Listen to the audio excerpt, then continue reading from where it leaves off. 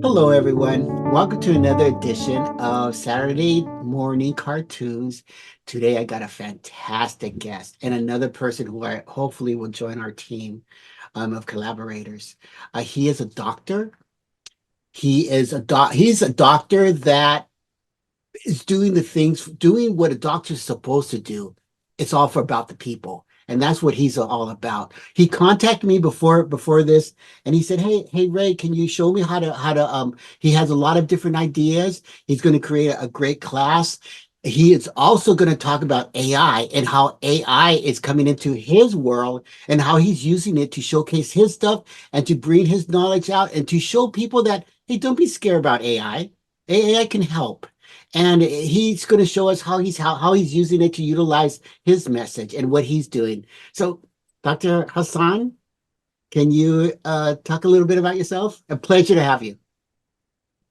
The pleasure is mine. Thank you so much. I appreciate being on this platform. Anybody who wishes to listen to me other than my parents, I tip my hat off to them. So I'm more than happy to talk to you about what I do. Listen, I am a someone who fell in love with people since I was little. I just wanted to help. It sounds a little naive or maybe a little juvenile, but it is true. I just wanted to help people. I saw members of my family when they get sick, and it took them from this uncle that I just absolutely adored, who was full of life, to someone who was just miserable, could not get out of bed. So the first time I went to school and somebody said something, and I came home excitedly and shared it with someone who was unwell, and it made them feel better, it just gave me a taste of what a little information could make a huge difference, not just in somebody's life, but in their family's life. And so there started the journey. I wanted to become a doctor. I wanted to help people. This was in Morocco. I traveled to the United States after I graduated from medical school.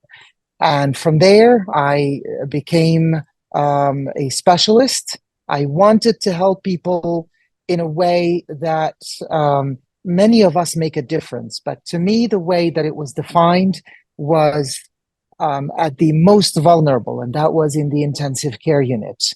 And so people would be struggling to get better and get off artificial life support. And there I learned that it wasn't just me.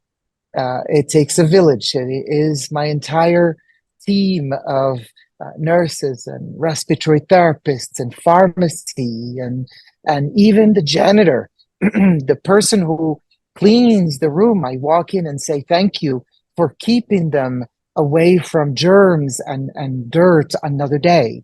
And so each one of us plays a role, and no role is small. So I just consider myself lucky. And what do you know? There's a pandemic that hits the world, and that pandemic hits people not just in their breathing, but put them in intensive care units. And so I found myself traveling between hospitals in various areas of Southern California, just because there's not that many of us compared to the need. And so it took another village, and it took now humanity to get us on the other side. We're not completely out of it, but we are much better. And so right now, last year, AI hit us with all that it could do for us and all that it could do to us. And so I found how it helped me with my day to day for a variety of things. And I found my concerns about it reflected in what my colleagues did and said to me. So I decided, why not just make a video and say, let's just do it together. We're not going to be afraid of this, because it's here to stay. When the computers came in, when the elevators came in, when cars came in, when calculators came in, everybody feared them. And eventually they were here to stay. And those of us that adopted them early, it's a benefit. But now it's not just an individual benefit. It's going to benefit our patients as well. And so I'm thankful that you accepted to help me put the class together for my colleagues and for anybody who is in healthcare that is wondering, what is this AI and what is it going to do? And should I be afraid of it? So that's what your class is going to be about, kind of introducing how people could incorporate, is it people or is it just doctors or other professionals, how they can incorporate AI into their profession? I think I want to start with people in the healthcare profession. Um, Doctors tend to be like myself. I always think of this not as a job, but it's steeped in tradition. And we have oaths that we say first, do no harm. So we are extremely, extremely conservative. I find out that people around me, nurses or respiratory therapists or pharmacists, they tend to want to adopt things a lot earlier than doctors because we fear we have the weight of the human being. We're going to be, touched, and we're going to have their trust on our shoulders. So we do not wish to just be cavalier about it. So while it is for doctors, I strive to make it for all healthcare professionals. So I started it in social media, and lots of people besides doctors read my posts and Oh, nice. find uses for it, for themselves, for them. It's not all doctors, but for the most part, I want to start with the most conservative of everybody around me. And listen, if my 80 years young father finds uses and comments on my social media posts, then I think there's something in there for others. It was one of those where you have your Mediterranean parent commenting on your social media post, and you're like, "Dad, get off my social media." So, And it's been a journey. so let me tell you guys a little bit about Hassan. He's a beautiful person. The guy, he has a heart of gold, and I wish all doctors was like him, but they're not. And so you guys could take and I don't want to get on my soapbox and start saying, well, blah, blah, blah. But I've run across many people in this profession, and a lot of people, I guess it's really hard to stay positive sometimes with the hard work that you guys put in. I mean, you're working like 24/7. And this is one big thing that I wanted to say before we move on is that Hassan told me a story what he did, and this is so beautiful. He decided that screw it, I'm gonna go and just start helping people. And he grabbed a video and he just went out and he didn't get paid anything.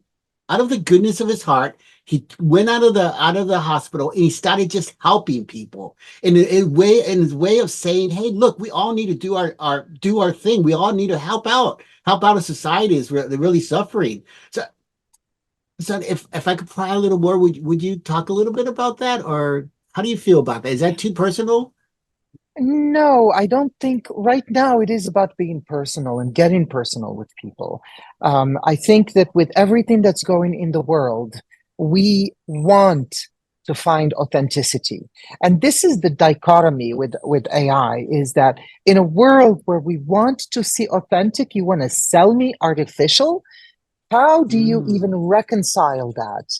And anybody who is, whether it's a high school student, I have nephews that are navigating a different generation. They grew up in a school where, active shooter drills are a norm. They grew up in a place where fentanyl overdoses and drug overdoses are all around them. And we must get personal. So I think where some of the stories that I shared with you was, if somebody tells me that they need help, I tend to want to do more than what is asked. And if I was to suggest one thing, for example, we had immigrant Arabs in the San Diego area reach out to me. They were doing public speaking competition, and they wanted those high school students that are in the ROTC um, uh, the program, which is sort of military service program, to do a public speaking bit of a video, and they wanted to find Arab doctors to be on the judging panel. And so I created this video and I sent it right outside my hospital. It was not prepared or anything. I was just walking around and I just said to them, here's my story. Here's what I did. I have parents like you. We are immigrants. We try to measure up to everybody else without having the resources. But here I am, and I'm not better than everybody else. So I look forward to hearing from you. And it resonated with a variety of them. And so I find the power in the video. I find that if I want to reach out beyond the one-to-one in my patient-doctor relationship and touch many lives exponentially, I have to get out of my office. I have to get out of my hospital. I have to show other people who we are, and that the horror stories that we heard before about doctors that are callous, that don't care, that somebody is suffering while they're golfing somewhere. This is Hollywood. This is tales that no longer are here. There was another program for street medicine where we go out and I did it only a few times, but there are others better than me that do it on a daily basis or on a weekly basis, where they take a backpack with other colleagues and nurses and even medical students, and they go where those living with homelessness are, and they check them, their blood sugar, if there's an infection, or if there's anything that they can do for them. They take socks, they take gauzes, they take insulin, and they help them. And so I went to these places and I created a video and I sent it to raise funds for a program like this, and so on and so forth. So we must find the time to not be busy enough to go out in the world and show people who we are and what we do, because people want to believe, people want to be inspired, people want to come and trust. And that trust, it takes only one voice to break, and it takes hundreds to restore.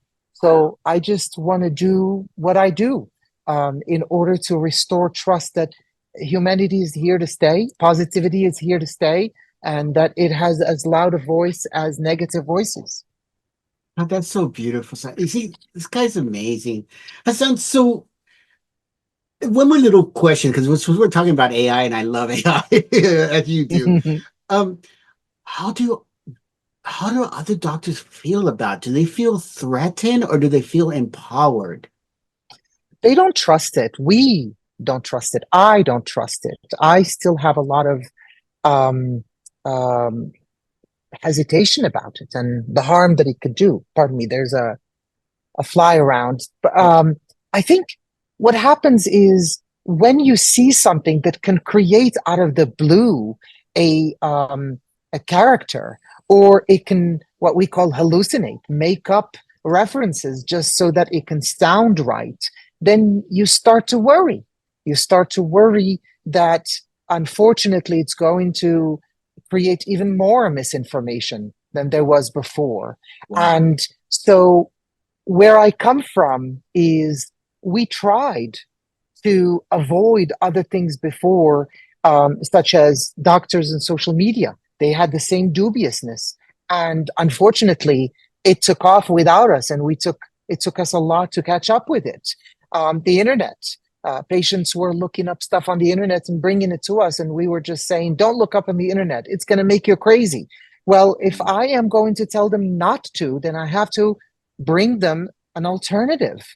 And so it took us a while before we started creating content and reputable websites for our patients. So I think social media is the same, except it's 10 times more powerful because it is a learning language model. It learns through what you feed it. So if I don't feed it, somebody else will. And it depends on what they will feed it as misinformation. And then it's going to be even harder to catch up with it. So I prefer to learn it now. I prefer to teach it now. I prefer to teach my patients how to use it now in order for us to be ahead of the game rather than catch up with it. Wow, that is just Wow, you're so right. I think a lot of people feel that. I mean, it's very fearful. Me as a researcher too, I'll research something and then tell me something and then I'll read it in the research in the journal and it's not what it said. I'm like, wait a Exactly. minute. So yeah, I can see it now. So yeah, it's an exciting time, but it's also a time when we have to really check out AI ethics and make sure that everything is transparent and everything is 100%. But Very much so. yes. So tell me a little bit. Okay, so today we're going to be working on what Hassan wants to do is he's going to be showing us what we're not showing us, but I'm going to be showing him how to use Premiere Pro because he's going to start building some kind of like a lesson, right? A lesson on how to use AI in your business or in healthcare. And so what we're going to do is I'm going to show him how to use Premiere Pro, and we're going to start building, and you guys are going to be able to actually see this. But you're gonna have you later on. We're not gonna show you everything because you gotta wait to go buy it. It's gonna be. This is another beautiful thing about it. Hassan. He's not doing it for the money.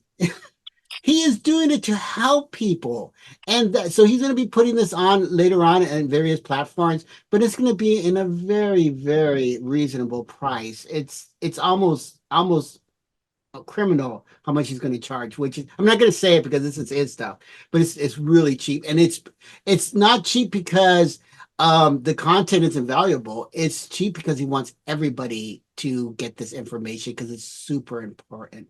So anything else you want to talk about that, or should we get started? What would you like to do?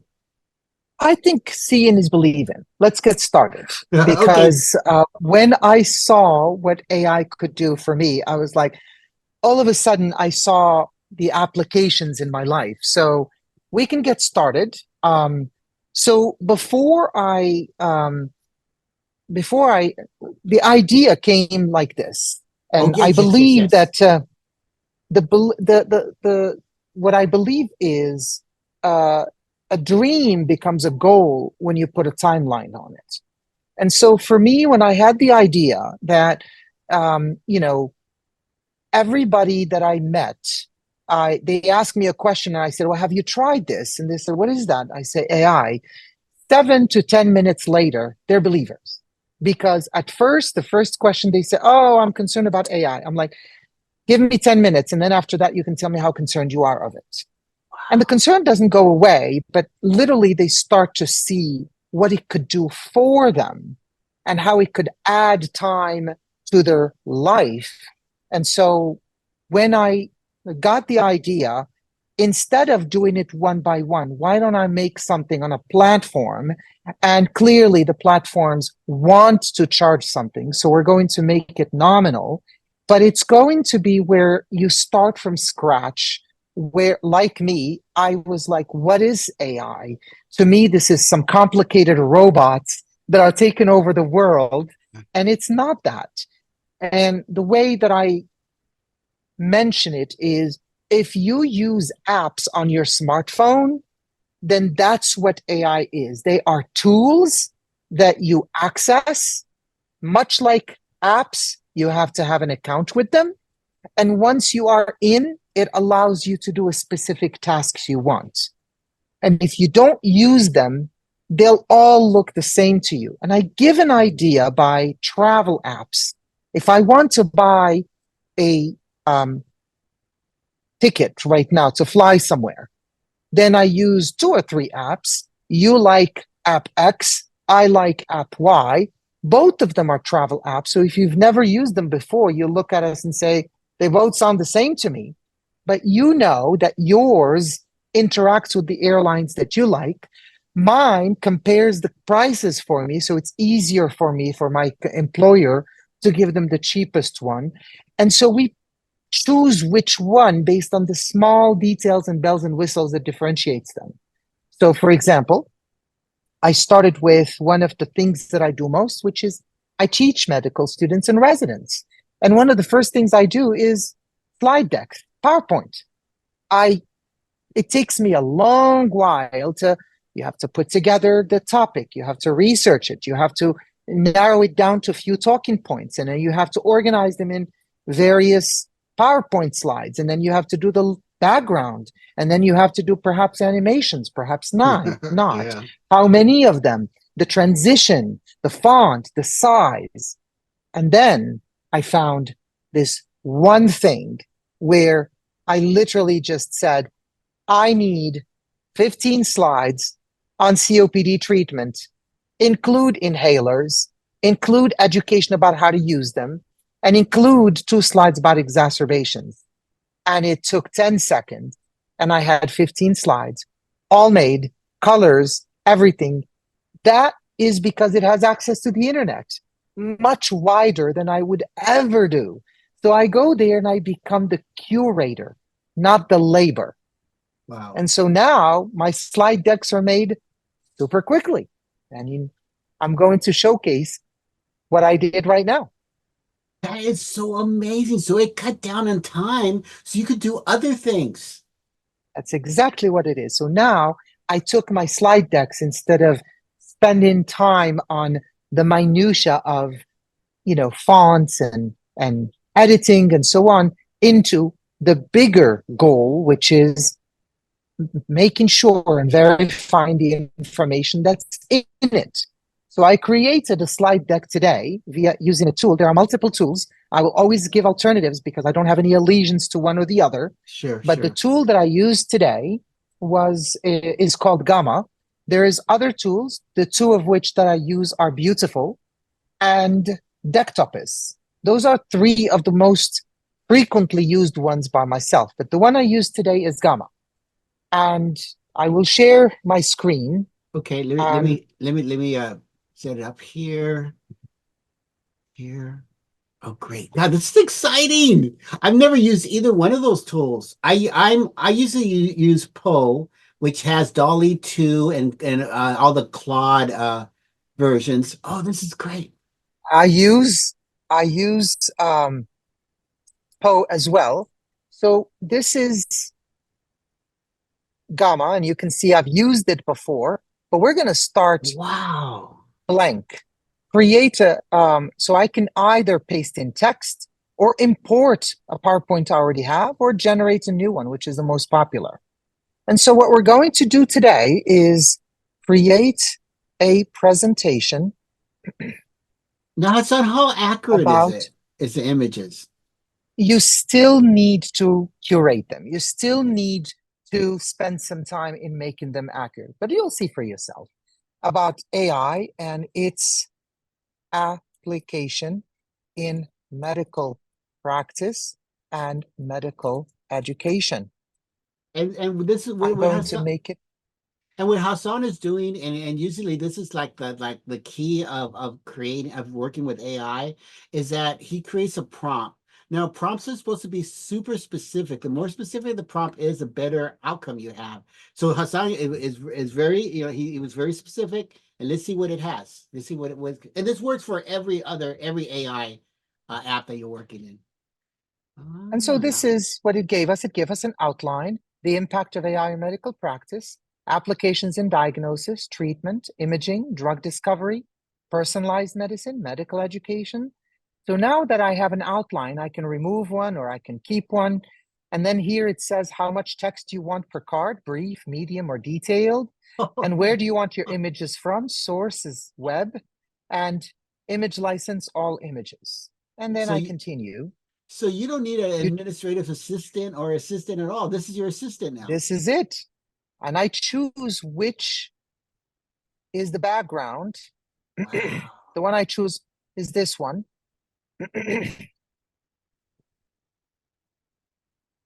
That is just amazing. So it's kind of like PowerPoint, And only it's more advanced. you're seeing it's being made in front of you. That is that is nuts. What this would take me all day. Can you imagine trying to put all this together, finding the images, creating the layout, creating case studies, conclusions? That's it. And so here's the presentation. Oh my God. This is the presentation. And unfortunately we can't hear it, but does it also talk or no? I mean You can.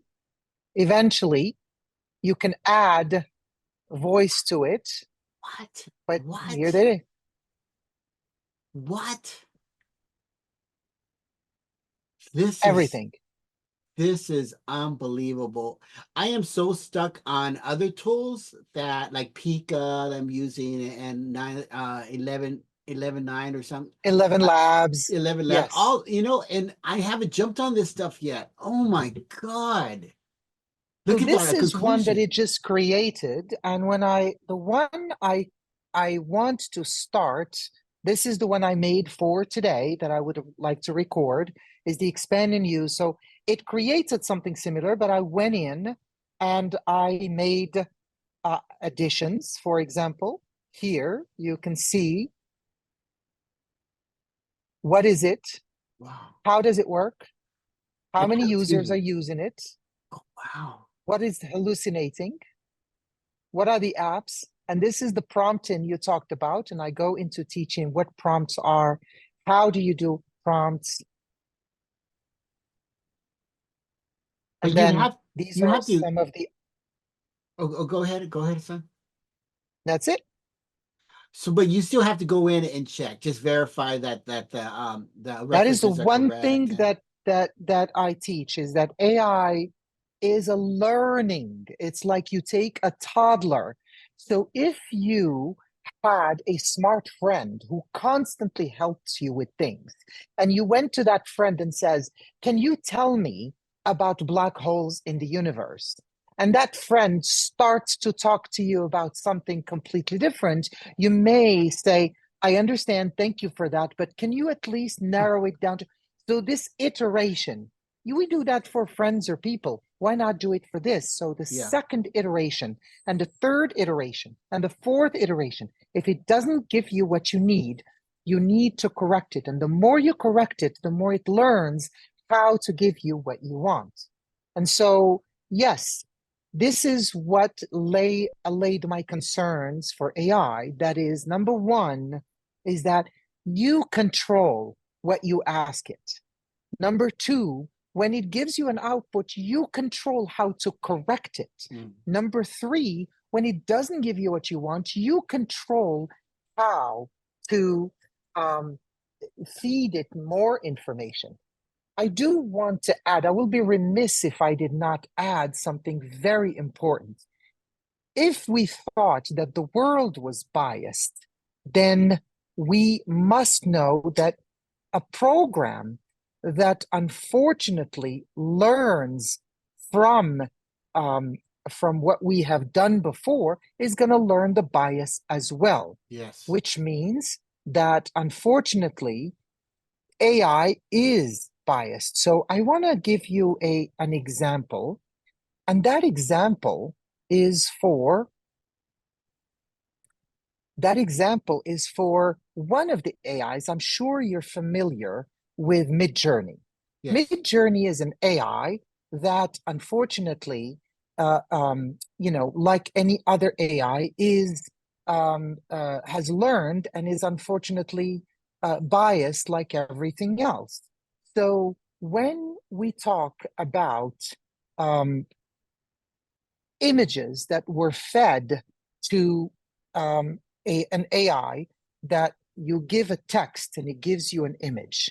So there is a bias for that text, and the bias for that text would change based on what you feed it. So in Midjourney, many people sent to the company of Midjourney how, unfortunately, just one more word can change um, the output. So let me share with you This is a absolutely quick amazing. 2-minute video. This is so I'll amazing. share it. Hassan, I'll thank you. share it God, with this is you. great. And in Midjourney, you put a text and it gives you an image. Yes. In French, there is a word that may sound like the suburbs. That's what it means if you look it up on the internet. It's called, it's like the suburbs. Unfortunately, Just like in English, the word projects on the dictionary is not the same as the stigma that is associated with it socially. So if you say to somebody the projects, they immediately think of a lower socioeconomic area.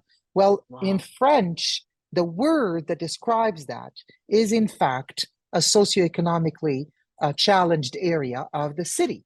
And so when you put on Midjourney a text that says elementary school, the elementary school would be just beautiful pictures of children playing and so on. If you add elementary school, that word, which we will see right now, it gives schools where the windows are broken, children are wearing rags. So the bias is there. And so here's Midjourney, where they sent to that company this video. And let me know if you cannot. It's playing, it's loading. And so in this video, many people sent the pictures of that area where they live so that they can teach the program.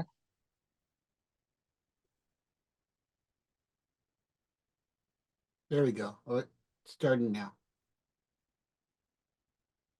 Sometimes this happens. We're having a little bit, yes. And I'm going to try to reload it and see. There we go. I think it started. There we go. I can't hear it, but send it to me and I'll add the recording to it. I'll walk you through it. Okay, so bias has better. managed to invade the most popular AI of photos. It's called Midjourney. And you can see adding a simple word can turn any prompt into a nightmare. And the word is banlieue. Banlieue is like the suburbs. Imagine a wedding in France. In la banlieue, this is how it looks. Beautiful. Imagine a classroom in France. You add in la banlieue, look at how it looks. Oh my God. And 2 kids in France with la banlieue. One word, and it can change how it looks. 3 young people in la banlieue, suddenly they are of a different ethnicity. Even the equivalent of Uber. So the Uber equivalent in France wanted to correct the learning language. And so what they did was, from a grassroots, they sent postcards from la banlieue to correct the AI. They sent them thousands of pictures, turned them into postcards, and mailed it to them, one by one. That's beautiful. And this is la banlieue. And they asked them to feed it so that it can learn better. There's a QR code in the back, and this was a grassroots movement. That's so amazing. I thought that this was, that we are aware. We are aware, unfortunately, that it is biased, but it's also a learning language model. It's incumbent upon us to make it less biased by teaching it. The more of us use it, the more it's going to be equitable, because it's going to get the input from everyone. Wow, it's a reflection of society and their isn't it though? Oh my God, that is amazing. Wow, there is just so much to talk about this. Wow. So Hassan, we have like 3 minutes left. So can you come back? How are you doing on your time? Oh, I will come back. We have a commitment, so we're going to do well in our commitment. Okay, great. So I'm going to send you a new link. You guys, this is our first episode. You will be following us on our next episode. Will be posted later during this week. But so I'll be right back, and I'm going to send you a link. Wonderful. All right, awesome. brother. I'll see you soon. Thank you. See you soon.